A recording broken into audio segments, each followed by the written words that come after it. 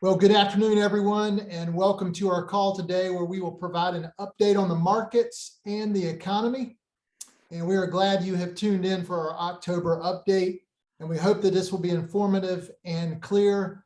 I'm Greg Patterson, and I'm joined with my colleagues J.A. Canady and Tara Gould, and we are Atlantic Wealth Management located here in Morehead City. Today, we're going to talk a lot about the markets. We're going to look at the recession indicators dashboard. We're going to take a look at, are we in a recession? Is one yet to come? Or are we in a soft landing? And is this what a soft landing looks like? We will share our perspective on the fundamentals, along with recent action we have taken on our clients' behalf this past week. And of course, the implications for a Federal Reserve that is on a tightening cycle with rate hikes based on inflation and their look at the economic data. We're going to take a look at all that and see what it means for us today as investors and what we should be doing, what action we should be taking as a result of that. If you have questions, as always, please email them along, and you can do that easiest to Mackenzie at myatlanticwealth.com. That's MACKENZIE at myatlanticwealth.com. Also, we want to have no technology failure, but if we do, stay tuned. We will be right back. We are switching over to fiber optic, and hopefully that eliminates any of the issues we've had with cable. So just bear with us if that does happen. Our goal is to finish this successfully without technology failure. So let's just jump right in today. And we've talked through what we'll discuss, but we want to really just focus on where the markets are today. And I'm going to kick it over to Tara. She'll give you an update on that. Perfect. All right. So not sure if you guys have been watching today, even just a lot of movement since we started talking about this until now. And so the first chart we're going to look at here is S&P 500 year to date. And so year to date, January 1st through today, October 24th. A little background on the index. You've heard it quoted time and time again, but what exactly does S&P 500 mean and why does it matter? So the S&P 500 was launched by an agency called Standard & Poor's, and it's just comprised of the leading 500 companies. These are publicly traded companies in the United States. And it's based on what we call market cap or market capitalization. Market cap is calculated, don't need to calculate this. All this information is available publicly, but just so you're aware, market cap is going to take the current stock price times the number of shares outstanding. And so the first that we're looking at is year to date. Like I said before, S&P 500 is commonly quoted because it is considered one of the best gauges for the US equities market. What you'll notice different on this chart is that we did have a new low during the month. This occurred, unfortunately, on October 12th. This was Wednesday, and I clocked the low at 3,577.03.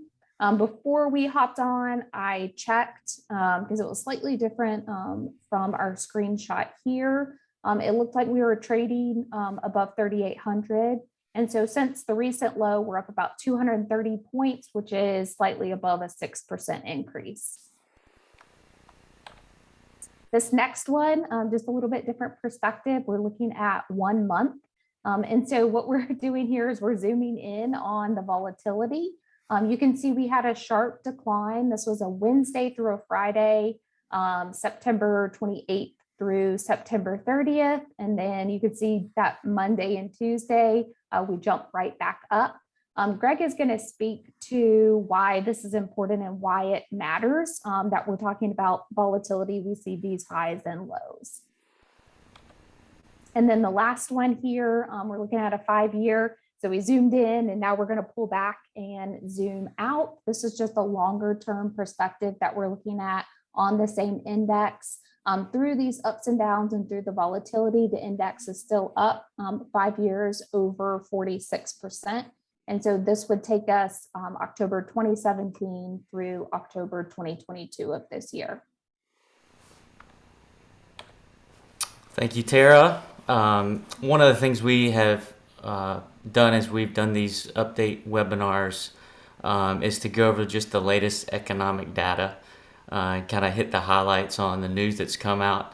This is information that we stay on top of on a daily basis, on a weekly basis, and just to share it with you guys. I think as we look down this list here, there are things that we would say are negative and things that we would say are positive. So I'm just going to kind of hit the highlights here. I wanted to start out with inflation, which has definitely been impactful to everyone. The first two items here on the list, consumer price index and the producer price index, measure inflation. The consumer price index obviously is tied to the impact on you and I as consumers and what we see at the grocery store, the gas pump, those types of things. The producer price index is tied to producer costs, so those input costs that go into those that are making the goods that we ultimately buy. When it comes to inflation, both the CPI and the PPI were up this month. Data came out mid-month. They were both up 0.4% for the month from the previous month. So that's not headed in the right direction that we want to see. We have seen, though, the year-over-year number come down for both CPI and PPI. So the consumer price index peaked out in July, thus far peaked out in July at 9.1% year over year. And it was in March for the PPI at over 11%. So those year over year numbers have appeared to have rolled over, but we really want to see the month numbers start to zero out and head the other direction. The next item there is employment. And we have continued to see a positive job market. I think we had over 260,000 on the payroll number for last month, and we've averaged over 400,000 monthly for this year in terms of new jobs. Those are levels well above average, what we would call average for a good job market. And we also saw unemployment tick down to 3.5%, which matched the lows that we have seen since 1969 in terms of unemployment. So still have a very tight job market. There's a lot of job openings, and that's where we stand from that standpoint. We would say unemployment is a positive, whereas inflation is a negative, obviously. On the housing front, that would be another negative. We have seen sales down 24% year over year. Even though the median home price is still up about over 8% from where it was a year ago, it has started to tick down some on a month-to-month basis. We've seen similar data going the other direction with new starts, down about 7% year over year. So housing, we have seen, because of interest rates and kind of this slowdown, we've seen housing begin to report numbers in the opposite direction. Retail sales, we flip back, that would be another positive based on the retail sales number that came out this month. Spending is up year over year 8.2%, so that actually matches the CPI number for year over year that came out this month. So while prices are higher, consumers are still spending. And as long as consumers continue to spend, we would say that will prop up, the economy. Consumers are about 70% of total economic output, and so they're the largest piece of that. Exports have been another positive. They're at record highs for the third quarter, and so we would expect that trade balance there to contribute positively to the third quarter GDP number that we expect that will come out here later this week. The Fed, we do have a Fed meeting coming up in November, the first part of the month, as well as December. And the market, I think, expects for the Fed to raise rates another 0.75%, so 75 basis points to take it up to 4%, and then that would be for the November meeting, and then we're probably looking at around a 50 basis point hike. I think is kind of the general consensus for December, so that would take us well into the 4% range for the federal funds rate. And then gross domestic product, GDP, which is a measure of overall economic output. We do have that first estimate for third quarter GDP coming out on Thursday this week. And depending on who you look at in terms of projections, we see a range of high 2% to low 3% range on an annualized basis. So this is in comparison to two negative quarters for the first and second quarter of the year. So that would be a positive number and a welcomed positive number for the overall economy.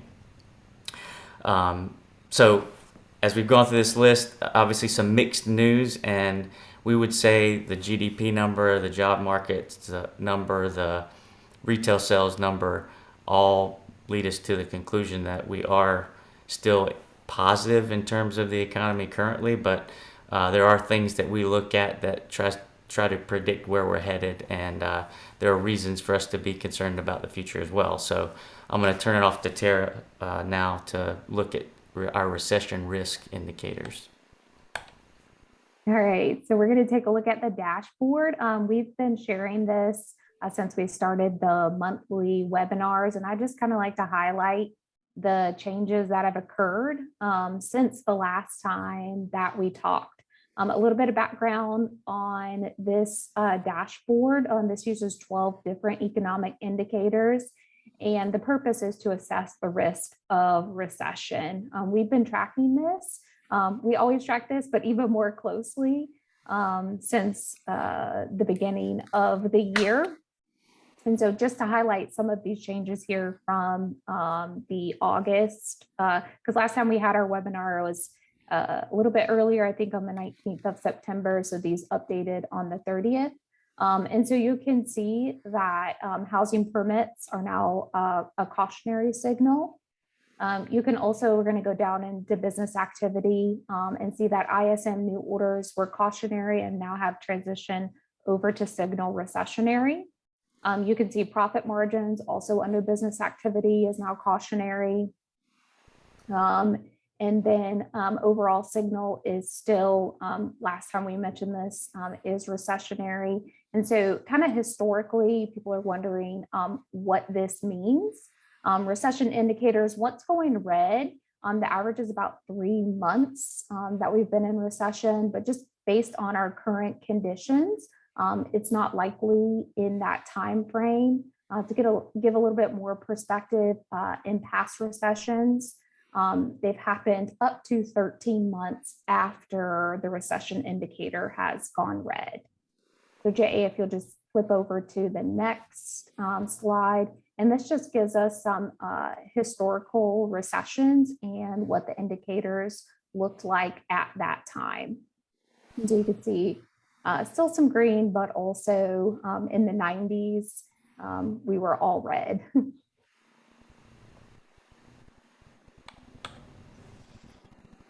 Yeah, and so the chart that's in front of you now is put out by the Conference Board. And they are a leading nonprofit, nonpartisan. So it's something that we go to because they do update these data points every 30 days. And so the blue line is indicative of that going back. If you look on the left-hand side, it's 2000 and follow it to the right. It's current up through the last reading on October 20th. So last week, they published the data for September, and it was negative, whereas in August, it was unchanged. But for year to date, it has been on a decline, and you can see that reflective of that blue line in the chart. I want to draw your attention to the vertical lines that are shaded gray. And those are marks of a recession. The most recent one, if you look to the far right, is the recession we came through in 2020, really more of a economic shutdown than it was a recession, but it had some implications that we're still dealing with today, such as supply chain issues, the labor market, and so forth. Also, it created a lot of stimulus, which we believe has helped with rising prices, also known as inflation. The biggest one, though, if you look at this chart over the last 22 years, was in 2008 and 9, is a pretty severe recession, the financial crisis. And so the blue line was indicative of that. And then notice how it trended out of that, almost like a V bottom. The shape of that in each of these instances has been pretty sharp. So it is also why it's really, it might be difficult to time the recession, although there are indications that one could happen, and thus why we feel like it's important to give you this monthly update, but very difficult to time the bottom of that, as you notice from the chart. Also, I think these declines most recently in this year are signaling or giving you some indication of what would happen over the coming months into 2023. And so the bar chart that you're going to see in the next slide will give you the indication of that. Look to the far right-hand column.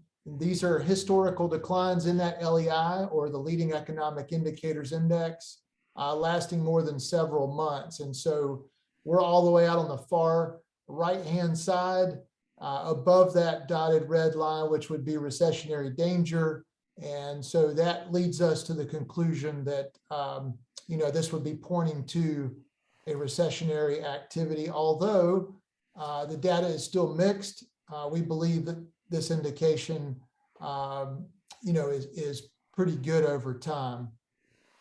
So the Conference Board forecasts real GDP growth will be around 1.5% year over year in 2022. So that's their prediction of that. And it's down 2.8% over the 6-month period between March and the most recent month of September, which is a reversal from its 1.4% growth over the previous 6 months.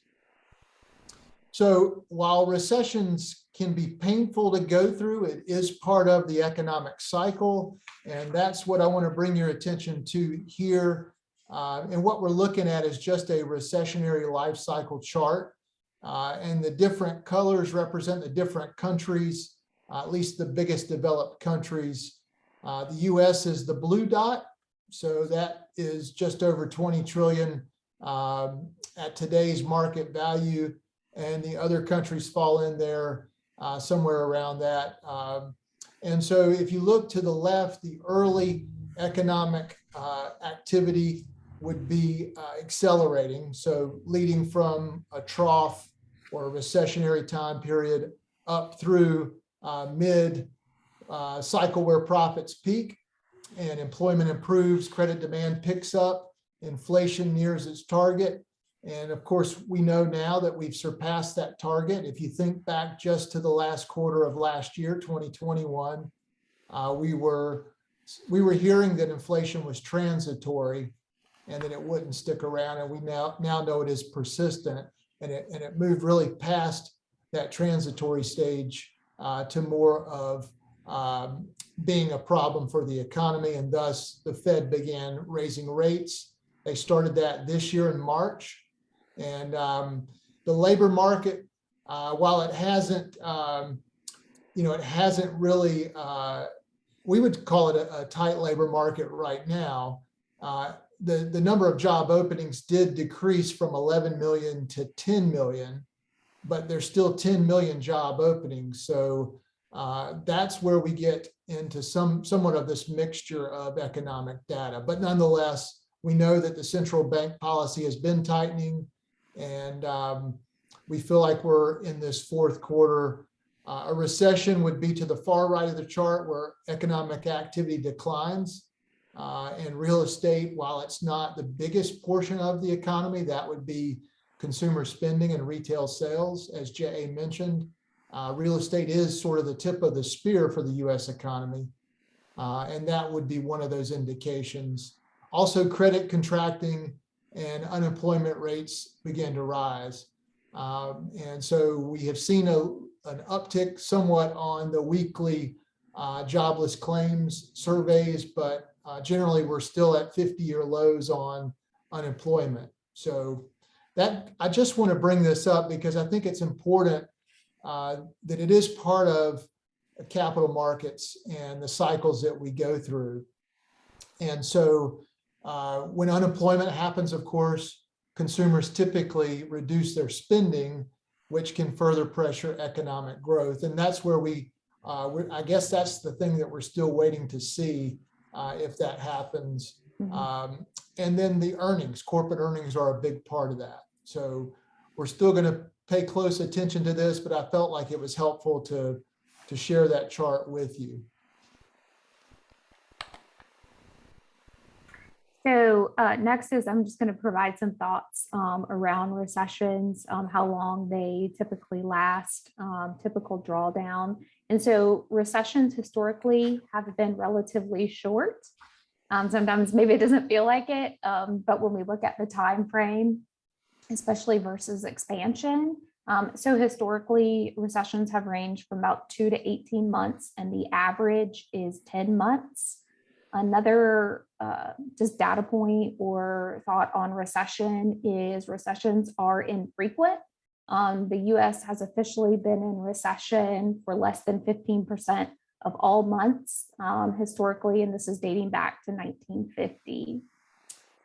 Recessions are also less impactful compared to expansions. And what I mean by this is the average recession you can see here leads to a contraction of about 2.5% of GDP. Compare that to expansions, typically grow the economy by about 25% on average.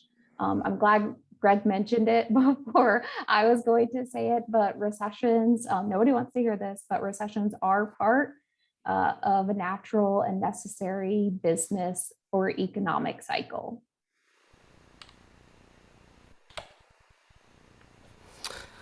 All right, so we've talked a little bit about recessions, and I think as we look into the future, one of the big determinants in whether or not we dip into recession is going to be inflation. How long that sticks around, what is the Fed's response, and how that impacts the overall economy. If you've flipped on the news or business networks or done any reading, you'll note that there are some economists that are saying inflation is going to be around for the foreseeable future and beyond for the longer term. Others are saying that we could see inflation come back down at some point next year. The reality is no one really knows exactly, but we wanted to kind of walk through both sides of the coin briefly and then tell you what we do know. So I wanted to just go through just the case for higher inflation for longer and then the case against that. So this first slide takes the case for higher inflation for longer. And there are just some bullet points here to talk through. The reasons for that conclusion would be that labor costs are still very high. We have a scarcity of trained labor, and as we already mentioned, both Greg and I, that it's a tight labor market, which means there's price pressure to continue to pay for labor, and that labor cost ultimately makes its way to the goods and services that we buy and purchase. So there's that. Energy costs, we believe, will continue to be pressure for them to be high with continued Russia-Ukraine conflict, and there really hasn't been any major changes in exploration or a push, to encourage that more on our end here in the U.S. So we would expect energy costs to continue to be elevated. High prices of goods, with supply chain resiliency being low. We started talking about supply chains well over a year ago. and the impacts of that coming out of COVID. Here we are 2+ years down the road, and we are still seeing some of those impacts.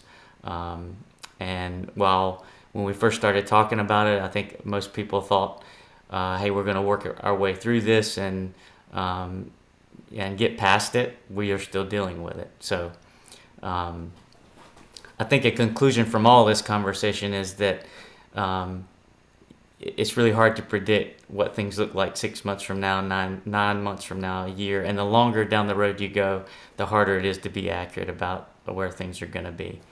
It doesn't mean we don't try and factor in all the data out there to try to make the best conclusions that will lead us to actions to take with clients, but it is difficult.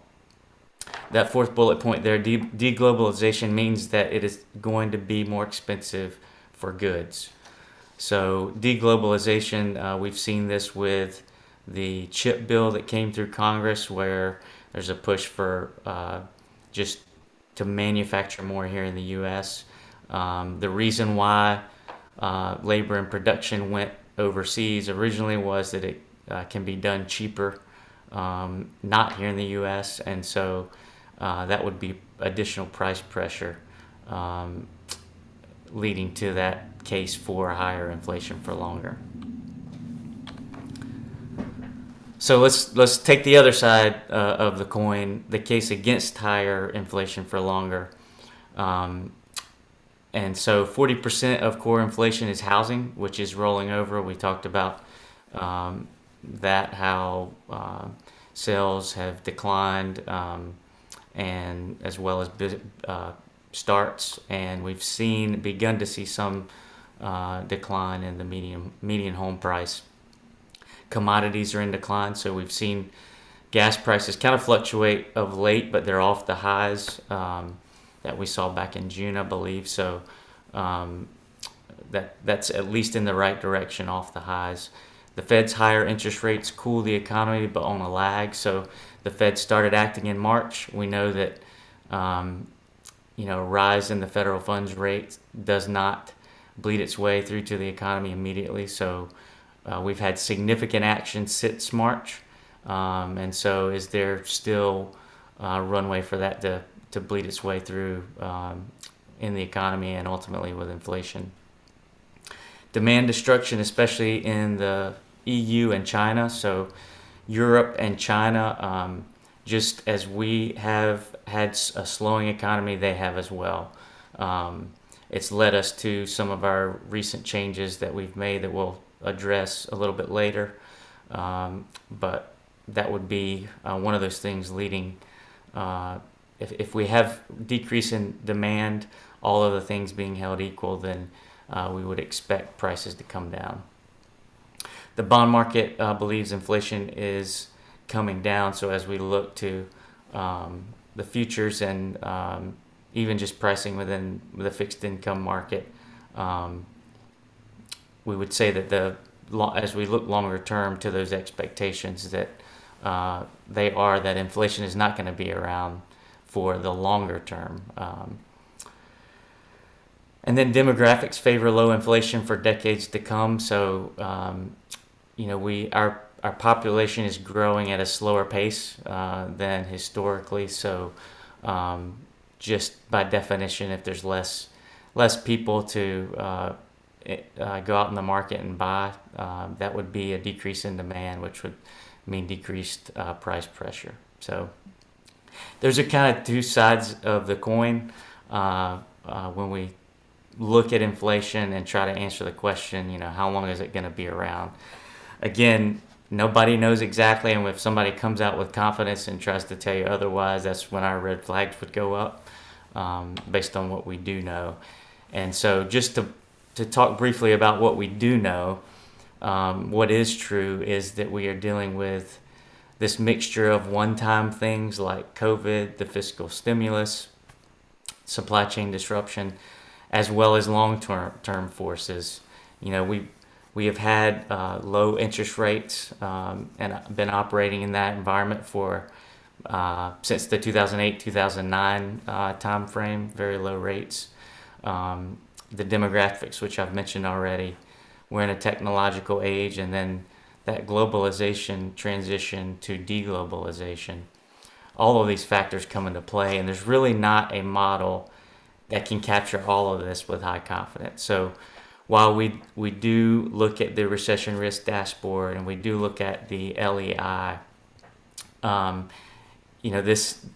we've never been through an event like COVID that we experienced 2 years ago. We've never had the amount of fiscal stimulus that we've had dumped into the economy that we've had over the last 2 years. And so it is difficult to predict with certainty the future. And so that last bullet point, the trajectory of inflation, is very difficult to predict. And so we don't want to be overconfident about trying to pinpoint exactly when inflation comes down. Just to be honest with you guys. All right, a little bit of a transition or segue. We have elections coming up very soon, and just wanted to share some perspective around that. In previous webinars, we've talked about what happens after an election, typically 12 months after, and where the market historically stands. But this was a little bit of a different way to look at it. And so what we have is, you can see 2021 and then 2022, and it's segmented by quarters. And then as we are in quarter 4, you can see historically, and the bullet point at the bottom is important. Following the toughest stretch of the presidential cycle, U.S. equities are now entering a period that has historically delivered several quarters of superior returns, which is exciting. So we have quarter 4 of 2022, historically up 6.6, rolling over into 2023 at 7.4%, and then again in quarter 2 at 4.8%. Yeah, and this goes back to 1950, and is just looking at basically the market performance after midterm elections. So historically, that has been a tailwind. Right. To provide some optimism And around positive returns. Exactly. around the It's market. exciting. I think there's been more political commercials than ever. Just And my ma- observation. And And mail. That's coming from a boy who doesn't watch TV. Yeah. So maybe those of you on the call can empathize or have some comment on that too, but it'll be over here shortly, and we can continue on. So what we're talking about today is the economy and recession, soft landing, what the Fed's doing, et cetera, et cetera. It's very, we're very in the weeds on this, right? But if we can step back and look at, what does it mean for me as an investor? How do I position my accounts? What should I be doing with all of this? I'm concerned if there's a recession looming, shouldn't I be out of the market? Those are all questions that we've been answering and talking with clients about. But this is just showing the impact of missing the best days and how that can impact your overall return. So there's a couple of columns here, cumulative and annualized. If we focus on the decades down the left-hand side, you can see from 1930 all the way to the current decade, and the price return over on the annualized column. And if you miss the 10 best days per decade, now that's 10 out of 10 years, it does have a dramatic impact. In fact, investors who miss the 10 best days in a given decade would have seen 70% lower returns over the course of the decade on average. So 28% of the best days, 5% or more, took place in the first 2 months of a bull market. And it's interesting to note, just like Tara pointed out in the S&P 500 results in the graph that you saw, 6%, I believe, is the number positive return since the low just recently.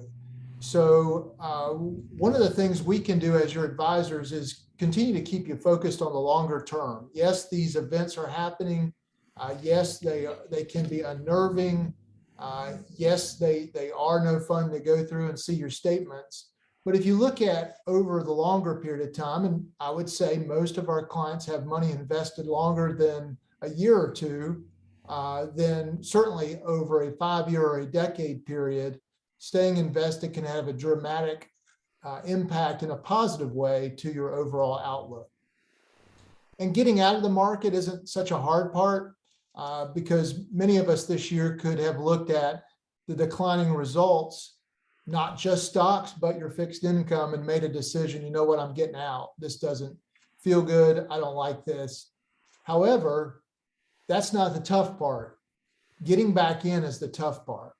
And making that call when things are probably not at the best cycle with the economic data, markets do turn around before the economic data does, can be difficult. So what we've seen is investors who stay the course, they know what they own and why they own it, and they can understand their risk tolerance through our review meetings and so forth, can have a much better outlook over time by just simply following this principle of investment. So that's important. The next slide to show you even Greg, just one other comment on that. We were looking at another stat on that, just going back to even, I think it was 1936, and looking at selling out. If you said today, well, I think the recession's coming in the next 10 months, so I'm going to go ahead and sell out, go to cash. If since that time, if 10 months before every recession you sold out, and then you jump back in 10 months after those recessionary time periods, then your returns would be a third of what they would had you just stayed invested. Right. It's hard to believe, but that's the numbers. That's right. Yeah. And so as we've been sharing with you guys, we think we're in a secular bull market. These typically last 15 to 20 years. And we started this back in 2008 with the market decline, and then turn around in the spring of 2009. Certainly didn't feel like the market was going to turn around, and most people didn't feel better, at least investors didn't feel better until probably late 2010, even into 2011, if you can think back and remember that time period. However, for those who stayed with their plan, they were well rewarded. And from 1980 to 2000, there were 500 all-time highs reached during that time period, which is the previous bull market. And so from 2010 to present, there's 346 all-time highs with a cumulative real return of 221%. So again, we think this is part of the cycle. Doesn't mean that there's not going to be a recession or time periods where markets have sold off, but we don't believe it's moving sideways. We believe it's still trending upward. And part of this is simply because we have record unemployment and a strong, healthy job market, wages rising, and so forth.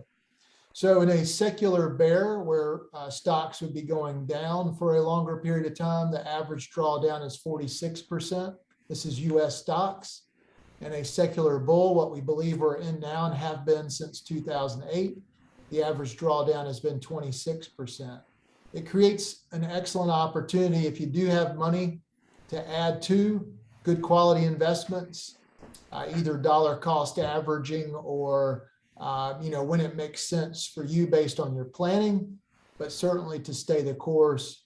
And so stocks have historically been up 8.6% on average with positive returns 71% of your time. So the advantage is to the investor.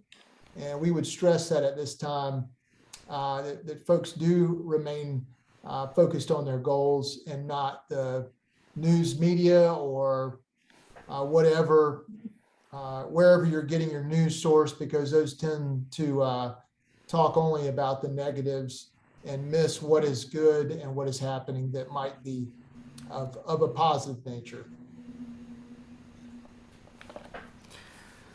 Speaking of what is of a positive nature and what is good, in this year where we have really seen no good place for safety to hide out, Um, uh, every area has, or most every area has been impacted by the market and the economic conditions, including fixed income, including gold. You know, folks, when the Fed started raising rates, folks said, well, you sell out and go to gold. Well, gold is down as well. So,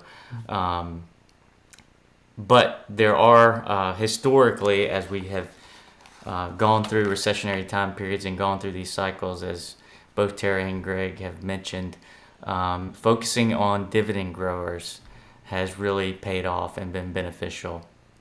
And you can see that here in the chart. The gray bars are the S&P 500 index. The kind of bluish greenish bars are just dividend growth focused investments. And you can see there, as we go through rate cycles, which we're currently in with the Fed, during those cycles and after those cycles, dividend growers have kind of dominated. And so that's kind of how we have focused and positioned portfolios of late, and also previously in the year with earlier changes.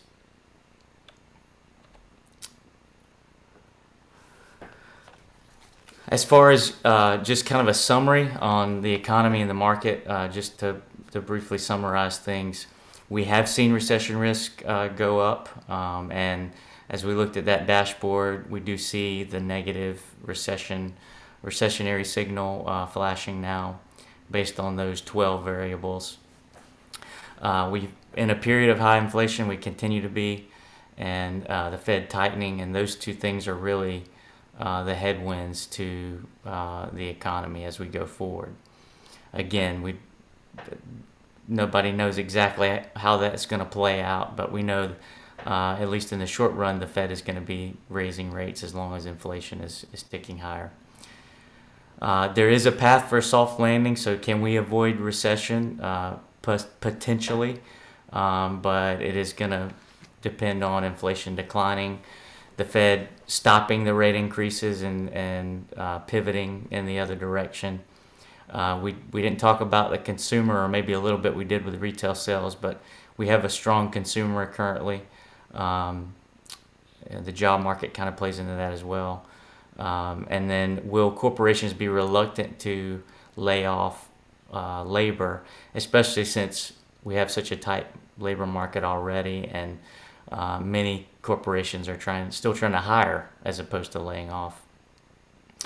As regarding the market, we do continue to see the Fed tightening cycle with being a headwind. The midterm elections, I think that has the potential to be somewhat of a tailwind as we get closer and there's more certainty about what that looks like. The market likes divided government, and that's probably a likelihood coming out of November. And then geopolitics and the high inflation continue to be impactful.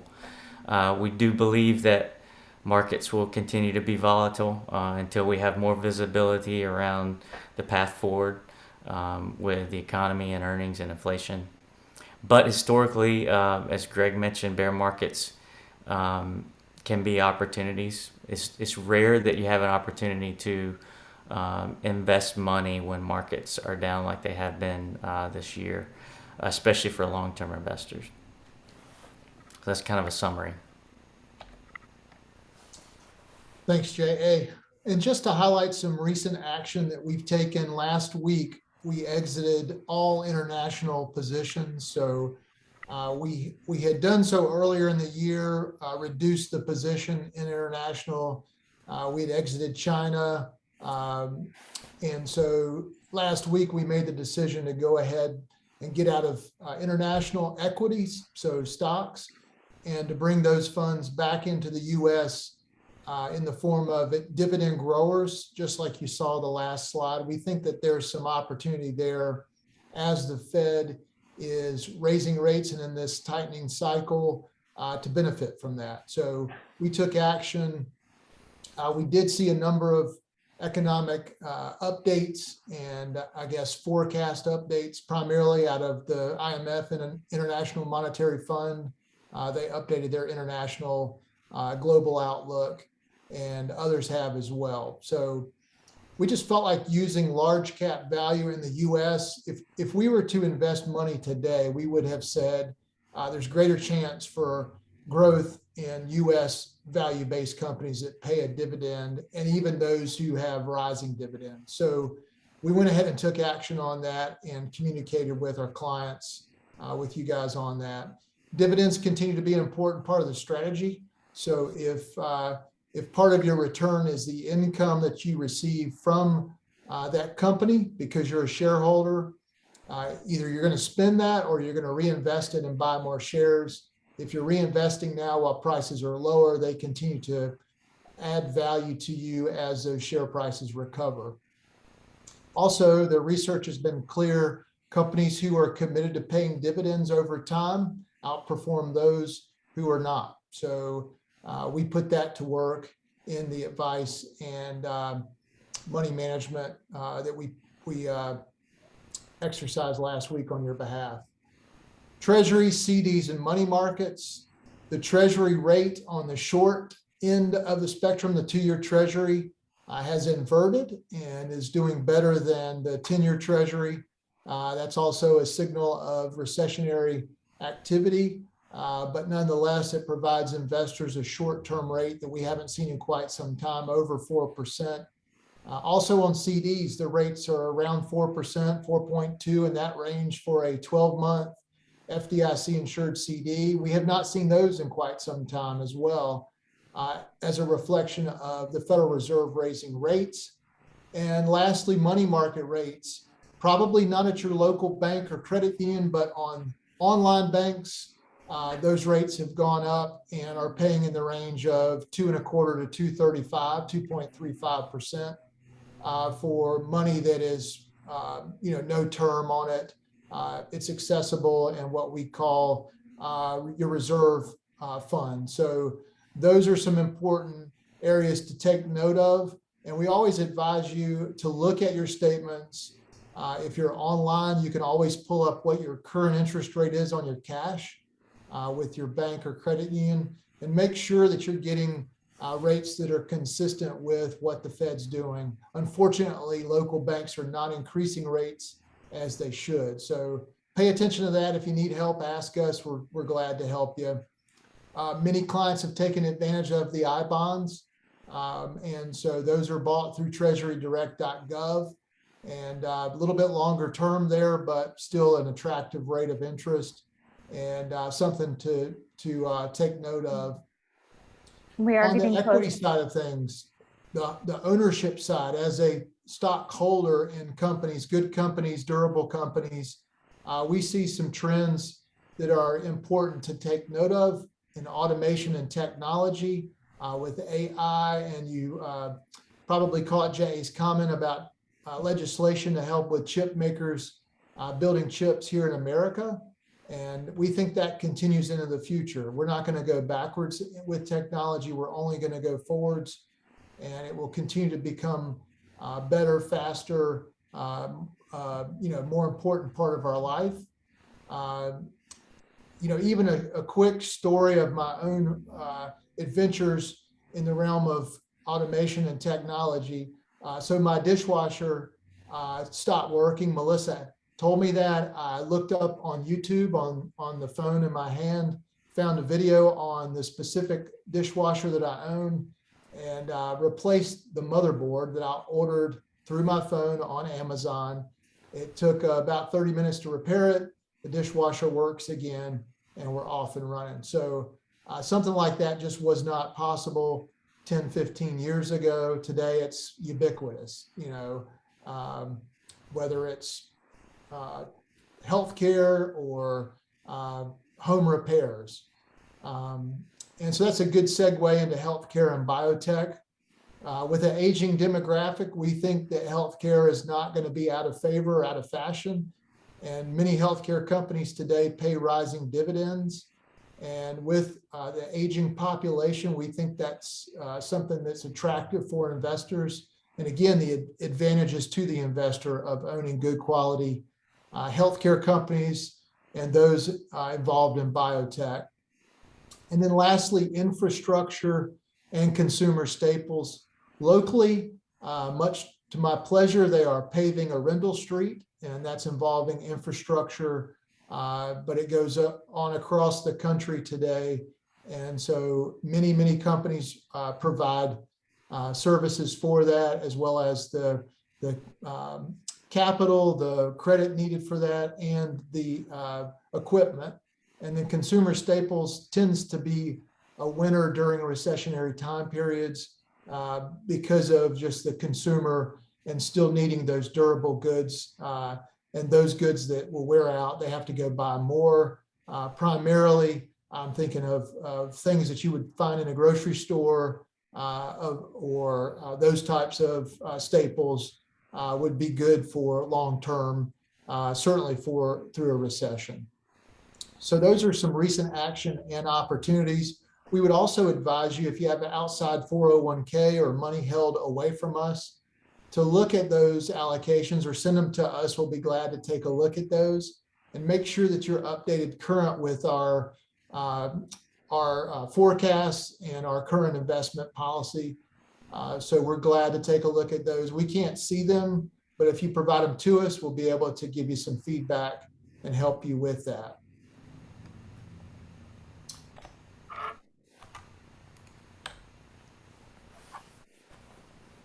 Today, I have the honor of reading our scripture. Each webinar, we do like to end with a verse. And just a reminder of where our source of peace, understanding, and wisdom comes from. So today's verse is from Proverbs, and this is verses 5-6. It says, "Trust in the Lord with all your heart. Do not lean on your own understanding. In all your ways, acknowledge him, and he will make straight your paths." Thanks, Tara. It's a pleasure to bring you this update, and we hope it's been informative and clear. If you have any questions at all, feel free to reach out to us. If you know somebody who could benefit from this and the work that we do upload these webinars after we get compliance approval to our website. And so be on the lookout for that, or just direct your loved ones, friends, or family to that website, and they can take a look for themselves. We're always happy to help you. We appreciate your trust and confidence and the ability to serve you. With that, I hope you guys have a great day. We're going to sign off for now. We'll see you again next month. Bye. Take care.